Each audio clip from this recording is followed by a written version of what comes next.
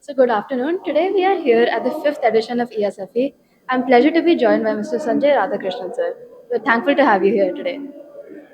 Sir, so coming on with the first question, with your rich profile that you have, being visited 2,500 institutions, what would you say is one key observation, whether it be emerging conversations that you've seen that may not have always been there? Yes, thank you for this question because I think the most defining thing which I've noticed Right. is that every school is different. Every school has a story to tell. So the conversations become very relevant when you contextualize to the school, its demography. That's when you understand their problems better. Also, not all schools are the same.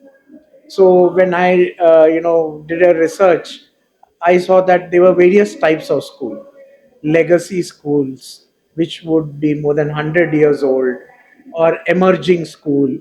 Even I saw lost in wood school, that is schools which really don't know how to go about the journey of excellence. So I think it's very, very important to have pinpoint conversations and conversations which are very candid.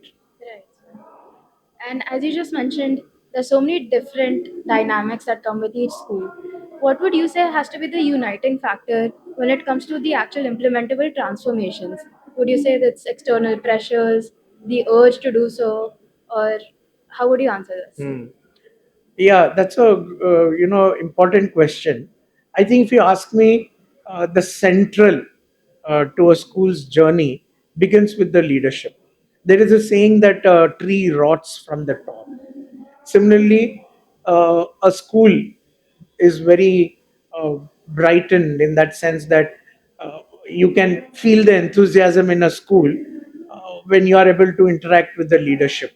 Even there are cultural artifacts. For example, the way the security person in the school will behave with you, the kind of the principal room that is there. All these are what I would say cultural artifacts in a school. And to this extent, when a principal catches cold, the school sneezes. So that's the kind of impact the school leaders have on the entire ecosystem. So in my research, I've studied more than 75 such variables, right from the security apparatus of a school to the pedagogy to the safety parameters, communication styles with parents. All these have a play in a school, and it's very important to measure them, and that's where school needs help. So that's the way I would say the journey of excellence begins. Right. Sir, you've just spoken about the importance of how a leadership management should be, right? You also come with a background of 140 school leadership programs and also having authored a book, School Excellence: Nine Attributes of a Leader. What would you say are the do's and the don'ts of an effective leader in today's time?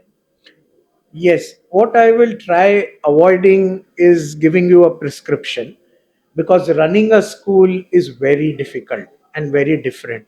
So I don't want to sound as a commentator, but what I can share is as an observer that what makes a school great and what makes a school mediocre. And in those nine attributes, the reason why they are nine is try to wrap it around PRINCIPAL principle. So the first one was on partnership. So in terms of does the school have a mindset of partnership? Do they look at all their ecosystem stakeholders, including vendors, as people who can offer more? Similarly, the other one is say on innovation or relationship orientation.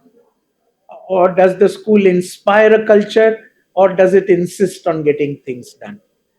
Similarly, the last one among the PRINCIPAL is legacy. What is the legacy the school leader leaves, knowingly or unknowingly? But all this definitely has a say in a school. Let me try giving you another example. When you order food from one of the online agencies, and you don't like the food, your digestive system is bound to tell it in a day or so. But in case you get average education, you will not come to know next, maybe for the next 10 years or 15 years. Yes, sir. Hence, school education needs to have measures. They need to monitor some of the important elements and see how they are making progress. That's a very important question the school leadership should keep asking, and that's where experts and objective assessment helps them. That really puts a lot of variables into perspective for me as well. You talked a little bit about innovation, right? In today's world where so many things are changing, such as technology, AI, and just the learning dynamics and environments in schools, how would you say a leader can adapt into these changes and implement these changes effectively? So, one, today we've been talking about Gen Z, Gen Alpha. These are digital natives. They come from the digital world to the school and go back. So, one needs to understand their language. Similarly, today's adolescents have, I don't know if you ever heard, I never heard a word called solulu or things like that, which were new words for me. Right. But you want to connect to them, you need to engage their heart before you can engage their mind. And hence it's very important for a school, in terms of the way it's structured, its pedagogy process, how you're connecting to your audience. The third bit on technology, I think the bottleneck is not at the students level, it's more at the delivery level. How much is good, how much should be used, and when it should be used. Just want to give you one example. Today, I think teachers will be wasting their time if they spend a lot of time on what. For example, photosynthesis. What is photosynthesis? वो तो Google बोल देगा ना, वो तो सब कुछ है. Yeah. But what is important is why. And Correct. second, how can you connect it to other subjects? For example, I took a lesson in history. History is one of my favorite subjects, where I could connect Battle of Haldigati to Newton's second law of motion.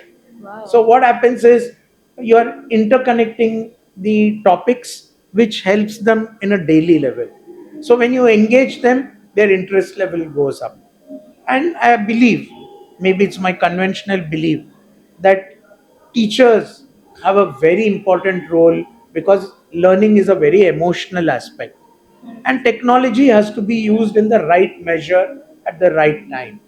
And that's what teachers need to know. And at the same time, the school needs to put guardrails in terms of what technology they want to use, how much they want to use. Right. So, as you spoke about how essentially what I gauged is a child should have critical thinking, right? How you spoke about connecting real world application history to different subjects. How would you say that what is the most important variable in this? Is it the teachers? Is it the curriculum? I think excellent question. The concept of discipline has gone through a lot of change.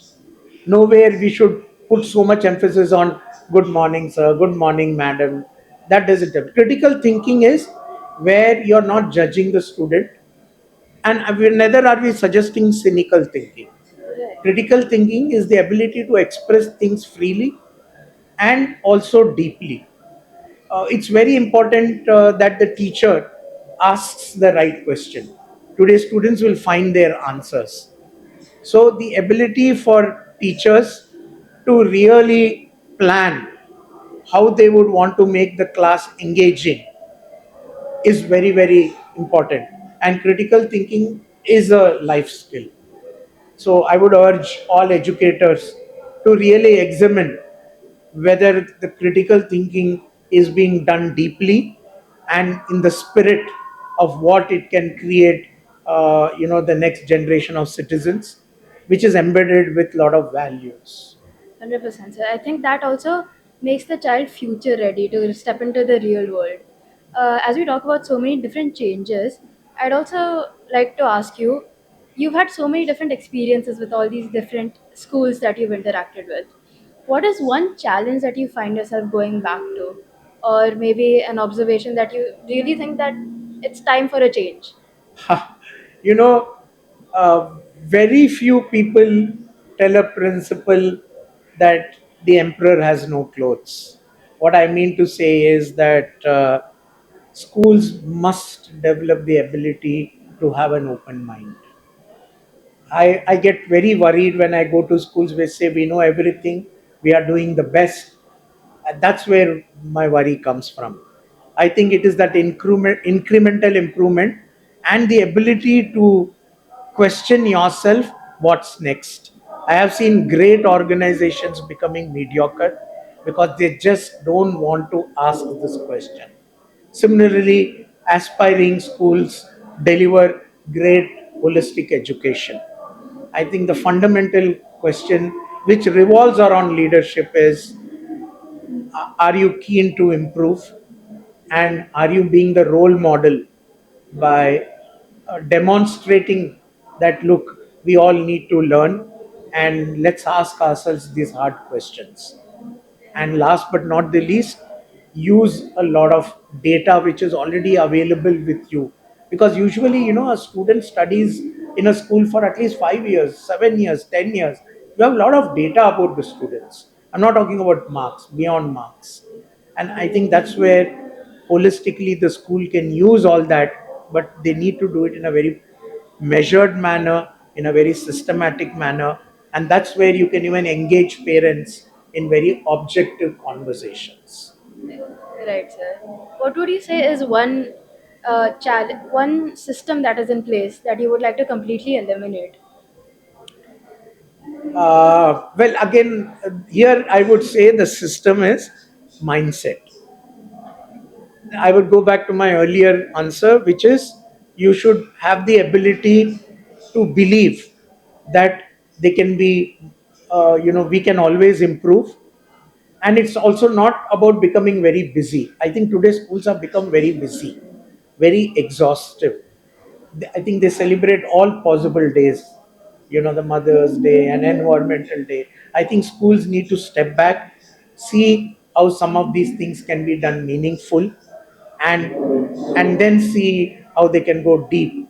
Uh, at the same time, eliminate some of these activities which are not being productive or does not add value to holistic education.